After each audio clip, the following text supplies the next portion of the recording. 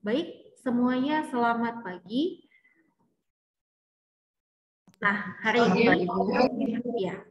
ini kita mulai materi yaitu mengenai topik dari manajemen keuangan 1, yaitu mengenai manajemen kas dan surat berharga. Nah, ini yang termasuk di manajemen kas dan surat berharga, ini ada di materi sebenarnya yaitu setelah TS. Nah, kemudian terkait dengan manajemen kas dan surat berharga, nah jadi sebelum kita masuk ke materi ini, nah saya harap tuh ada bulat-bulat warna kuning di sebelah kiri di atas buku. Saya harap kamu tuh dalam keadaan yang lagi happy supaya dapat mengikuti materinya dengan baik gitu. Kalau kita bahagia, gembira gitu, nah materi ataupun kajian-kajian ya itu semua akan masuk ya ke dalam ingatan ya, dan semoga menjadi manfaat bagi kamu ke depannya. Oke, nah dengan saya materi ini yaitu Debbie Eka Putri SEMM. Nah, baik, di materi yang manajemen kas dan surat berharga, kita langsung masuk ke literatur, yaitu kita memakai buku ya, bukunya yaitu bukunya Pak Abdul Halim tahun 2007 dengan judul Manajemen Keuangan Bisnis. Kemudian Farah Margareta di tahun 2011 yaitu dengan judul bukunya Teori dan Aplikasi Manajemen Keuangan. Kemudian bukunya Imade Sudana dengan judul buku Manajemen Keuangan Perusahaan Teori dan Praktik. Kemudian juga yang terakhir ada buku dari Syekh Yunan, Manajemen Keuangan, yaitu Perencanaan, Analisis, dan Pengendalian Keuangan. Nah, jadi di materi ini kita hanya memakai 4 literatur, yaitu sumber dari buku ini. Baik, nah ini terkait dengan manajemen kas. Nah, sebenarnya manajemen kas itu kenapa sih penting gitu kan? Mengapa kas dan surat berharga itu perlu dikelola dengan baik di setiap perusahaan gitu kan? Nah, jawabannya karena apa? Komponen modal kerja yang paling tinggi tingkat likuiditasnya itu adalah kas dan surat berharga. Nah, yang paling cepat cairnya yaitu adalah kas. Nah, kemudian sehingga semakin besar jumlah kas yang dimiliki oleh perusahaan akan meningkatkan juga yang namanya likuiditas. Likuiditas juga akan semakin tinggi. Nah, likuiditas kita juga sudah belajar kemarin di analisis rasio keuangan ya, terkait dengan rasio likuiditas. Nah, maka dari itu diperlukanlah untuk memantau yang namanya perkembangan dari manajemen kas itu sendiri. Kemudian profitabilitas dan likuiditas perusahaan dipengaruhi juga oleh besar kecilnya investasi pada kas dan surat berharga ini. Jadi memang kas dan surat berharga itu sangat penting, makanya perlulah di-manage dengan baik. Nah, kas, nah itu sudah ada di slide. Kas itu merupakan seluruh uang tunai yang ada di tangan atau cash on hand dan dana yang disimpan di bank dalam berbagai bentuk ya, seperti deposito dan juga rekening koran. Nah, dalam perusahaan kas dapat berbentuk uang tunai atau juga surat berharga. Nah, jadi memang kas ini ya, kas ini memang sangat penting ya, harus ada di perusahaan. Untuk apa? Nah, karena kas itu merupakan aset perusahaan yang tadi yang paling liquid dan berfungsi sebagai alat tukar yang memungkinkan manajemen perusahaan dalam menjalankan berbagai kegiatan usahanya ya. Jika tidak ada kas, tidak akan atau yang namanya dapat berdampak dan juga dapat menghambat kegiatan operasional sehari-hari perusahaan. Nah, namun ada juga ya istilahnya jika terlalu banyak uang kas akan menyebabkan yang namanya uang menjadi menganggur atau disebut dengan idle cash. Yaitu juga diingat kalau terlalu sedikit juga tidak menghambat kegiatan operasional, terlalu banyak juga akan mengakibatkan yang namanya uang menjadi menganggur atau tidak banyak dikelola. Nah, karena itu perlulah yang namanya perencanaan kas. Nah, itulah disebut dengan yang namanya manajemen kas. Oke, nah jadi manajemen kas itu apa? Ya, manajemen kas itu merupakan sebentar. merupakan pengelolaan uang perusahaan yang sedemikian rupa sehingga dapat dicapai tersedianya kas yang cukup dan memperoleh return atas kas yang untuk sementara waktu belum dipergunakan. Nah, kemudian manajemen kas itu merupakan suatu kegiatan sama seperti fungsi manajemen ya, merencanakan, memperkirakan, mengumpulkan, mengeluarkan investasi kas dari suatu perusahaan agar kegiatan operasional perusahaan dapat berjalan dengan optimal.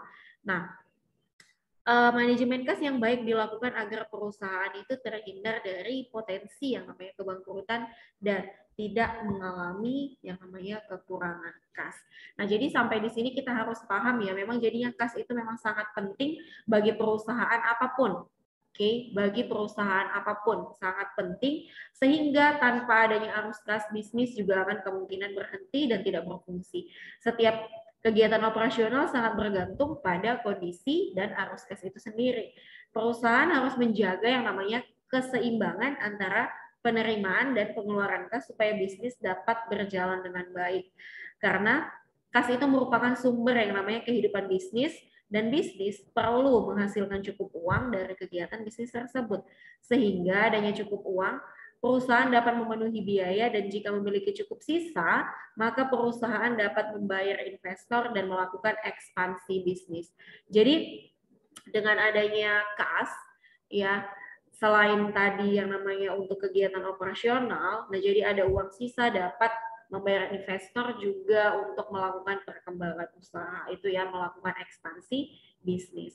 Nah maka dari itu juga perlulah yang namanya tadi manajemen kas. Oke. Ya, kita lanjut ke slide berikutnya. Motif perusahaan yaitu harus memiliki kas itu kenapa? Nah, alasan perusahaan itu harus memiliki kas. Oke. Nah, jadi alasan perusahaan untuk memiliki kas itu ada 4 alasan. Yang pertama itu ada untuk motif transaksi atau alat transaksi. Oke, kalau dikatakan alat transaksi atau motif transaksi itu maksudnya adalah ya perusahaan itu memang harus punya kas untuk membiayai aktivitas sehari-hari seperti yang namanya membayar gaji dan upah karyawan, melakukan pembelian barang, membeli bahan baku, melakukan pembayaran tagihan, dan juga bisa untuk membayar hutang kepada kreditor ya jika sudah jatuh tempo. Nah, jadi yang paling umum memang alasan perusahaan memiliki kas ya untuk ini motif transaksi, untuk melakukan transaksi di kegiatan perusahaan sehari-hari. Oke, saya rasa paham ya untuk motif transaksi ini. Kemudian yang kedua yaitu motif untuk jaga-jaga. Ya, dikatakan untuk jaga-jaga bisa yaitu untuk safety motif ya. Secara umum motif ini juga yang paling sering menyebabkan perusahaan itu harus punya kas. Oke. Nah, motif ini dimaksudkan untuk melakukan jaga-jaga terhadap kebutuhan yang mungkin terjadi, tetapi tidak jelas kapan akan terjadinya. Nah, contoh kalau misalnya dikatakan nggak jelas kapan akan terjadi, berarti ini adalah risiko perusahaan. Nah, misal tiba-tiba mesin rusak. Oke, tiba-tiba mesin rusak. Apa yang harus dilakukan? Yaitu tadi, misalnya membeli atau memperbaiki yang namanya mesin tersebut. Nah, itu harus perusahaan itu harus punya kas ya, kalau enggak bagaimana untuk memproduksi suatu barang. Nah, itulah dikatakan perusahaan harus punya jaga uang kas. Atau misalnya tiba-tiba naik harga bahan baku ya, tiba-tiba naik harga bahan baku. Nah, otomatis perusahaan juga harus punya kas supaya apa? Pada saat harga bahan baku naik tidak repot lagi istilahnya kekurangan kas. Nah, atau juga misalnya yang tidak pasti itu terjadi misalnya kebakaran di perusahaan itu ya, terjadinya kebakaran di perusahaan itu juga menyebabkan bahwasanya ada beberapa hal yang memang harus dibeli kembali ya, dimuat ulang. Nah, jadi memang harus perusahaan punya kas. Oke, saya rasa cukup paham juga ya untuk motif berjaga-jaga. Kemudian yang ketiga yaitu ada motif spekulatif. Nah, motif ini dimaksudkan untuk mengambil keuntungan jika ada kesempatan. Maksudnya apa? Jika perusahaan menggunakan kas yang dimiliki untuk diinvestasikan pada yang namanya tadi surat berharga atau sekuritas, yaitu saham maupun obligasi. Dengan adanya harapan setelah melakukan pembelian sekuritas tersebut harganya akan naik. Nah, jadi memang terkait dengan untuk motif spekulatif ini maksudnya adalah untuk investasi ya. Nah, jadi kalau dikatakan untuk investasi, nah berarti tadi membeli yang namanya saham dan surat berharga. Jadi itu butuh yang namanya kas. Oke. Baik. Kemudian yang terakhir ada motif compensating balance. Nah, maksudnya apa? Nah, apabila kita minjam uang di bank ya, biasanya bank itu menghendaki adanya sejumlah uang yang ada di rekening perusahaan yang meminjam di bank tersebut. Nah, misalnya perusahaan kita itu mau minjam dana misalnya 1 miliar gitu.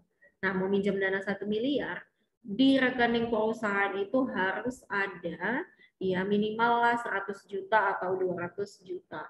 Itu makanya yang disebut dengan tadi compensating balance. Nah, jadi jumlah yang dikatakan yang 100 juta atau 200 juta itulah yang dinamakan dengan compensating balance. Oke, itulah alasan perusahaan memang harus punya kas.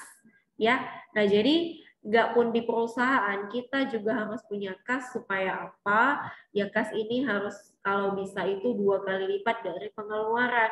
Nah jadi kalau ada apa-apa gitu kan, nah kita tinggal membayar secara tunai. Nah ataupun membayar secara cepat. Nah, jadi tidak menunda-nunda atau tidak ada namanya image yang buruk bagi perusahaan ataupun bagi diri kita sendiri. Oke, itu alasan perusahaan memiliki kas. Kemudian strategi manajemen kas.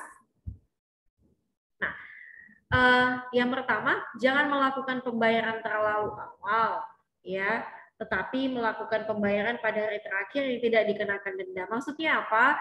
Nah, jangan kita melakukan misalnya begini, jatuh tempo misalnya tanggal 30, kita bayar tanggal 2, tanggal 2 gitu kan, itu terlalu cepat. Nah, tapi bayarlah misalnya di tanggal 29 gitu. Nah, jadi ada beberapa uang yang bisa nanti kita simpan yang menjadi yang namanya tadi sekuritas. Kemudian yang kedua, melakukan pembayaran yang lebih baik lagi itu pada hari Jumat dengan menggunakan cek. Ya, jangan melakukan pembayaran dengan melalui proses transfer kecuali hal tersebut memang sangat diperlukan. Nah, jadi apa ya? Ini maksudnya adalah meminimalkan yang namanya biaya. Nah, oke. Kemudian yang ketiga, jika melakukan pembayaran lebih awal, jangan lupa untuk mengambil semua potongan tunai yang dimungkinkan untuk diperoleh. Maksudnya apa? Ya, kalau kita misalnya mau membayar lebih awal yang tadi yang seperti yang nomor 1, kalau kita mau bayar di awal, nah harus ada istilahnya seperti diskon ya. Jadi ada potongan harga pembayaran. Nah, jadi kita punya tambahan uang kas lagi gitu. Nah, kemudian yang keempat, baik itu kepada karyawan maupun pihak ketiga ataupun pihak luar, buatlah sebuah kebijakan untuk tidak selalu memberikan uang muka. Nah, misalnya kalau DP gitu kan, ya tidak terlalu banyak lah yang digunakan ataupun uangnya itu diambil dari kas. Kemudian yang kelima, mengatur secepat mungkin perputaran persediaan, tetapi harap untuk menghindari yang namanya risiko akan kehabisan persediaan agar pelanggan tidak kehilangan kepercayaan dengan perusahaan. Oke. Nah, kemudian yang keenam, melakukan dengan secepat mungkin pengumpulan piutang, namun jangan menurunkan volume penjualan karena ketatnya kebijakan penjualan kredit dan pengumpulan yang namanya piutang. Oke. Baik. Nah, sekarang kita yang terakhir yaitu model manajemen kas yang terdiri dari model Baumol dan model Miller-Core. Oke, kita langsung ke model Baumol aja yang pertama. Baik. Ya.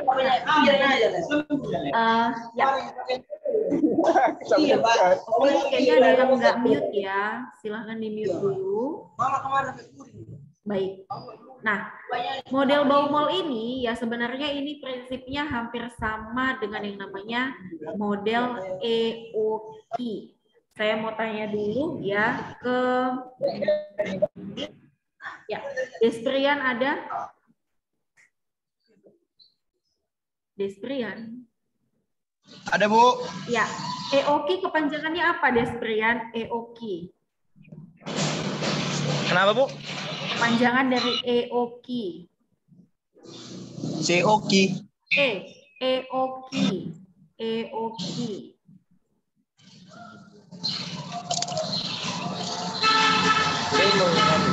Apa kepanjangan EOKI? Atau ada yang tahu kepanjangan dari EOKI?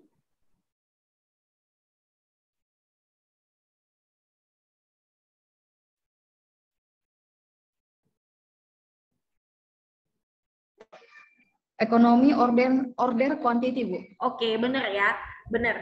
Terima kasih Putri. Economic order quantity atau maksudnya adalah optimalnya yaitu biaya persediaan. Oke. Nah, jadi sebenarnya model Baumol itu konsepnya ya, konsep, bukan apanya, bukan istilahnya pengertiannya, bukan. Tapi konsepnya itu yang sama menggunakan model EOKI yang dikembangkan oleh William Baumol. Nah, makanya disebut dengan model Baumol. Tetapi konsepnya itu ke EOKI. Nah, jadi di EOKI ya, di Baumol, nah itu dia ada yang namanya ordering cost dan carrying cost. Ini. Nah, jadi sebenarnya kalau rumusnya itu sama dengan yang namanya EOKI. Tetapi untuk penjelasannya, nah itu yang berbeda, nanti fokusnya ke kas. Oke, kita langsung saja ke rumusnya. Oke, model Baumol menggunakan formula sebagai berikut. Tapi nanti diganti dengan yang namanya O-nya itu diganti dengan C. Jadi ECQ, bukan EOQ, ECQ, yaitu akar dari 2 kali DC dikali dengan CC dibagi dengan UC. Oke, ECQ itu adalah economic cash quantity. Nah, jadi kalau yang EOQ tadi kan economic order. Jadi untuk mengorder ya, atau pesanan yang optimal. Nah, kalau yang atau pesanan yang paling ekonomis, tetapi kalau ECQ itu adalah jumlah transfer kas yang optimal. Oke, bisa ya. Nah, jadi konsepnya tadi EOQ. Kemudian DC yaitu total penggunaan atau pengeluaran kas selama interval waktu tertentu, yaitu biasanya 1 tahun. Kemudian CC biaya tetap transaksi pembelian atau penjualan yang namanya sekuritas. Ini tadi yang namanya saham dan obligasi. Kemudian yaitu OC atau opportunity cost, yaitu tingkat bunga yang diaplikasikan pada sekuritas. Oke, nah sebelum kita masuk ke contoh, kira-kira ada nggak sih yang perlu kita diskusikan terkait dengan formula ini atau materi yang tadi? Jika ada, silahkan.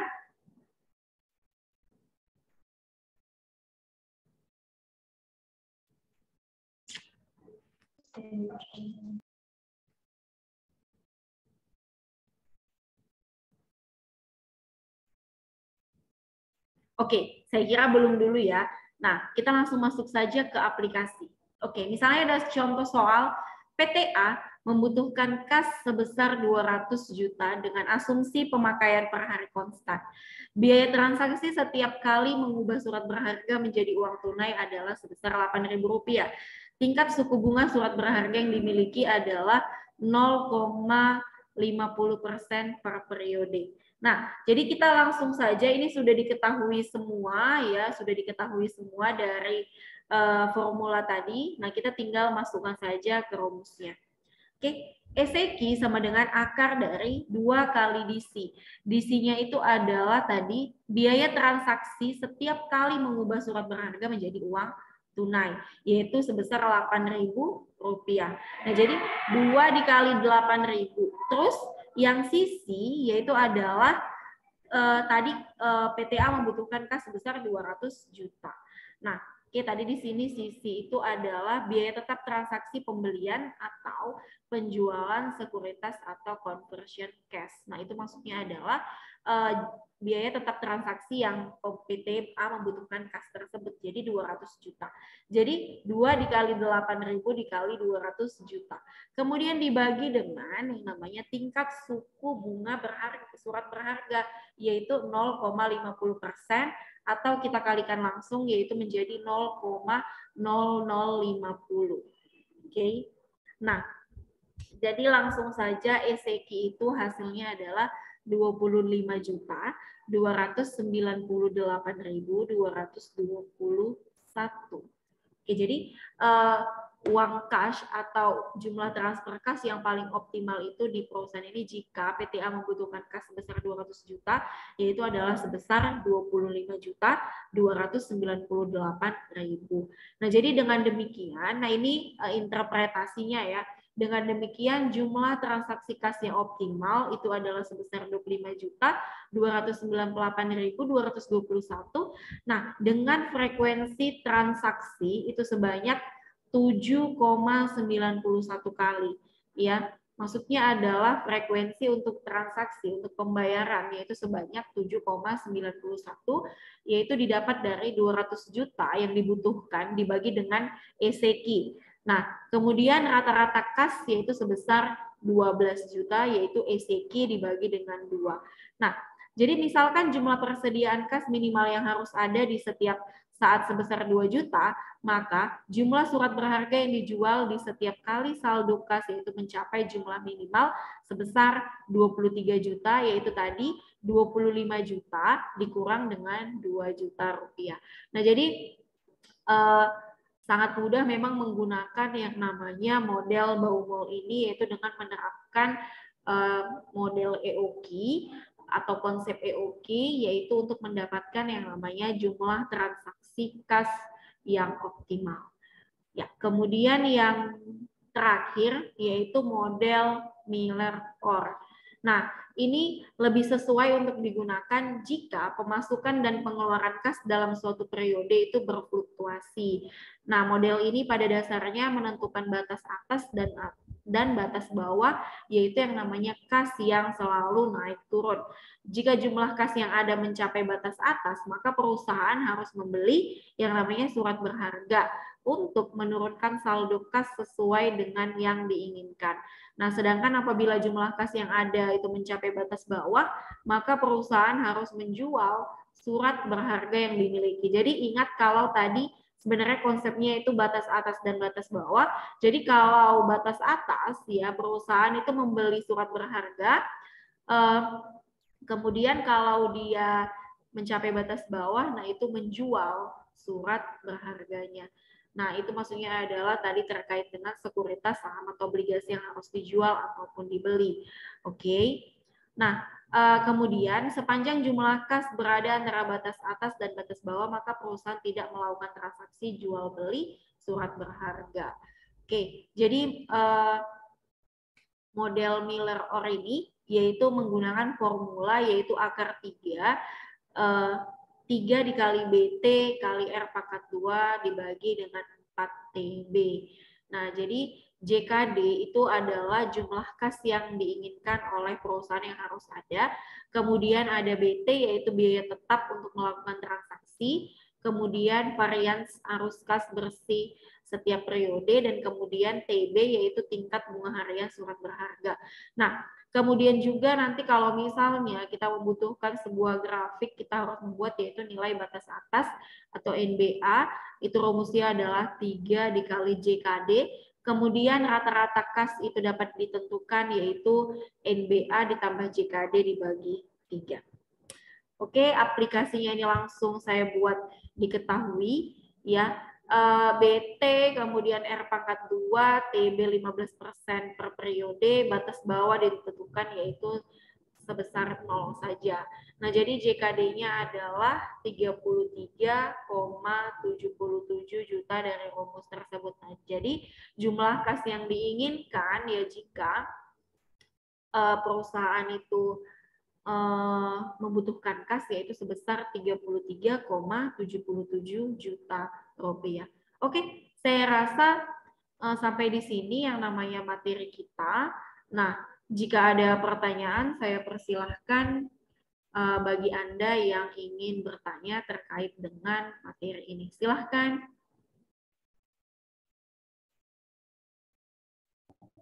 Bu, izin bertanya. Boleh? Silahkan Wulan Sari. Bu, kenapa laba yang didapat tidak sebanding dengan penambahan kas yang diterima oleh perusahaan, Bu? Kenapa? Gimana?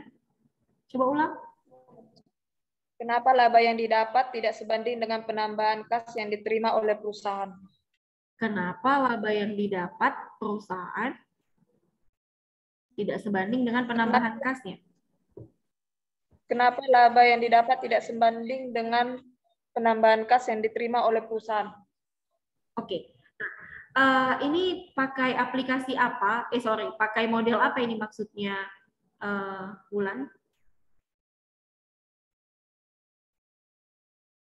Yang model mana? Model Miller-Orr atau Baumol?